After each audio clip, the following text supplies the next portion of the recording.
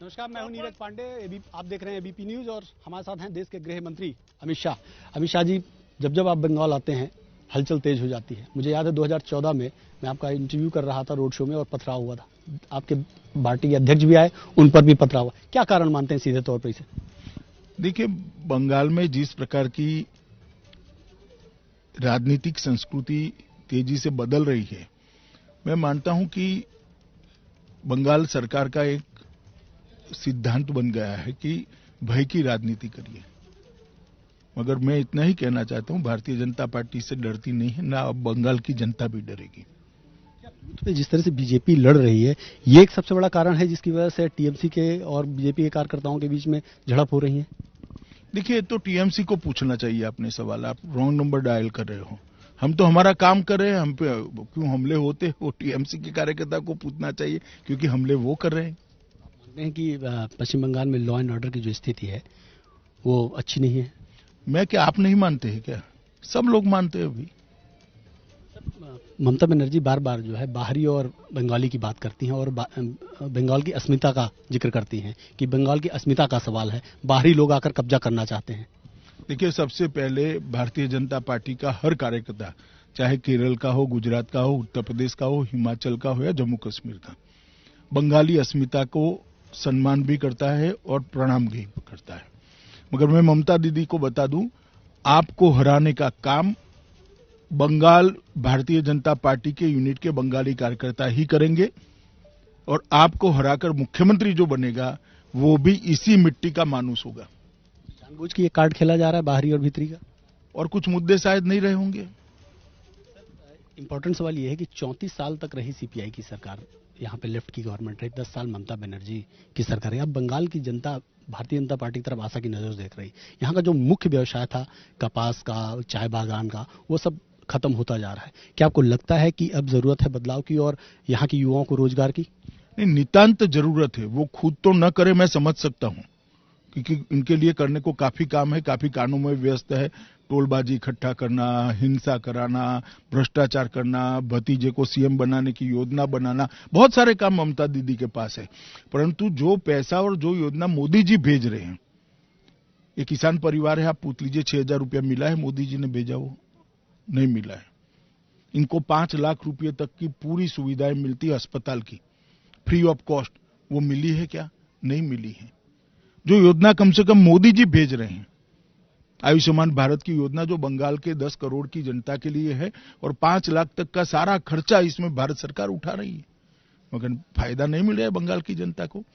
देश भर के करोड़ों किसानों को 95,000 करोड़ रुपया मिल गया, 10 करोड़ से ज्यादा किसानों को। बंगाल के किसान को नहीं मिलता है। क्यों नहीं मिलता है भाई? क्योंकि वो रोक कर रखी है। हम तो इतना कहते, कम से सिर्फ बाधा मत बनिए।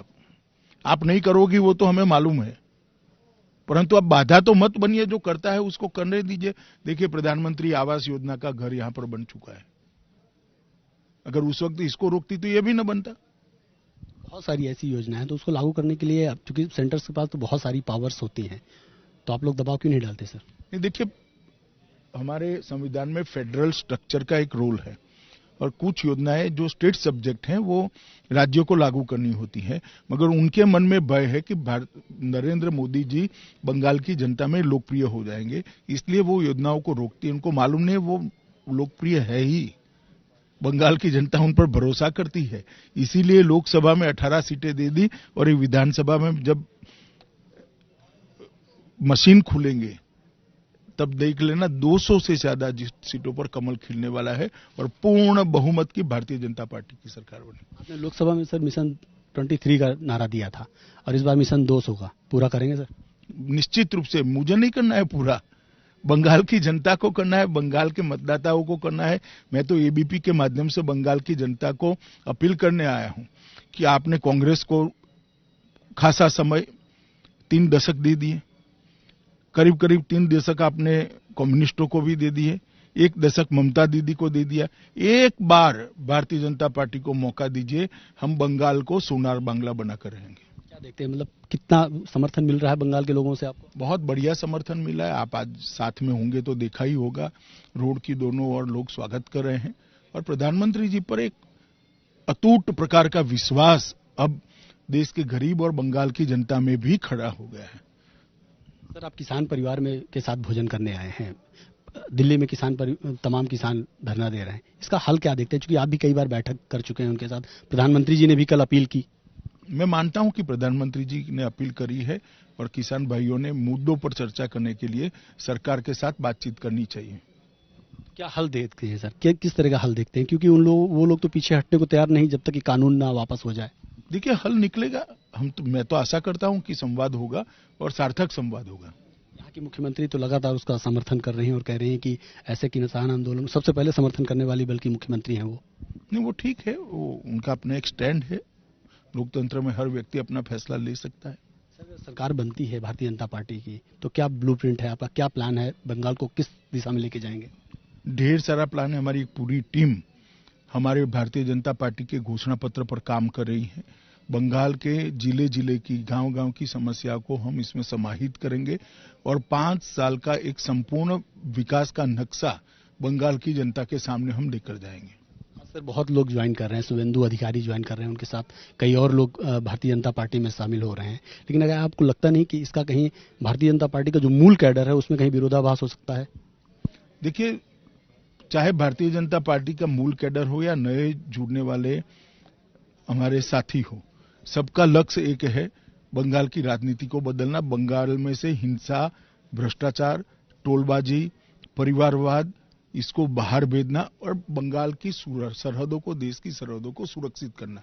अगर इसमें कोई मतभेद नहीं है तो कोई मतभेद नहीं होगा। अंतिम सवाल, चूंकि बंगाल आप भी कई बार पिछले महीने भी आए, इस महीने भी आप आ रहे हैं और लगातार आप बंगाल की स्थिति में पिछले 6 साल से वॉच कर रहे हैं एक चीज पे। आप देख रहे हैं वायलेशन लगातार बढ़ रहा है। आपके 135 से ज्यादा कार्यकर्ता मारे जा चुके, 300 से ज्यादा कार्यकर्ता मारे जा चुके हैं, गली गली झगड़े हो रहे हैं। तो राष्ट्रपति शासन की सारी संभावनाएं बनती हैं और मुख्यमंत्री चुनौती भी दे रही हैं आपको कि आप राष्ट्रपति शासन लगा के देखिए, तो लगाते क्यों नहीं फिर? देखिए, राष्ट्रपति शासन इस प्रकार से नहीं लगते जबकि चुनाव एकदम नजदीक है और स्थिति हमारे पास राज्यपाल महोदय का हर महीने रिपोर्ट आता है। स्थिति को देखकर देखिए, संविधान की इस प्रकार की धाराओं का बार बार उपयोग करना ये भारतीय जनता पार्टी का संस्कृति नहीं है, कांग्रेस का संस्कृति है। अगर राज्य सरकार केंद्र के जो नियम कानून है उसको ना माने, हाल ही में आपके मंत्रालय ने ही 3 पुलिस अधिकारियों को अटैच किया लेकिन अभी तक रिलीव नहीं किया गया। देखेंगे, केंद्र सरकार के भी अपने अधिकार होते हैं। डीजीपी और सीएस ने कुछ जवाब दिया उस पर? सर, हाँ, दिया है, मगर मैं इसको सार्वजनिक नहीं कर सकता। कल हमारे होम सेक्रेटरी और डीआईबी ने, आईबी के अध्यक्ष है, उन्होंने बात करी है। वो जब फाइल मेरे पास आएंगे तब देखेंगे इसको। हमसे बात करने के लिए सर, गृह मंत्री अमित शाह जी थे। बहुत सारे सवालों को उन्होंने जवाब दिया और साफ तौर पे कहा कि बंगाल को एक नया बंगाल बनाना है, इसलिए भारतीय जनता पार्टी के लिए वो वोट मांग रहे हैं।